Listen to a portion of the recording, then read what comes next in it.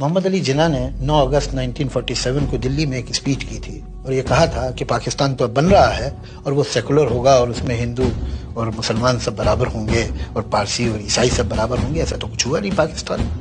इसलिए कि जिन्ना ने पाकिस्तान बनाने के लिए जिन पावर्स को अनलीश किया था वो उसे सेकुलर बनने नहीं देती। बीजेपी की शायद नियत हो कि वो सेकुलर ही सिस्टम रखेगी, लेकिन पावर हासिल करने के लिए जिन तत्वों को और जिन एलिमेंट्स को उसने अनलीश किया है, क्या वो उसे एक सेकुलर समाज बनाने की इजाजत देंगे? देखिए, भारत सेकुलर है तो बीजेपी या आरएसएस की वजह से नहीं है। उसके बावजूद जी हाँ, और 82% हिंदू है और ये हिंदू के सोचने का तरीका है। हिंदू एक किताब से जुड़ा हुआ नहीं है, हिंदू एक पैगंबर से जुड़ा हुआ नहीं है। जो ईश्वर को नहीं मानता वो भी हिंदू है।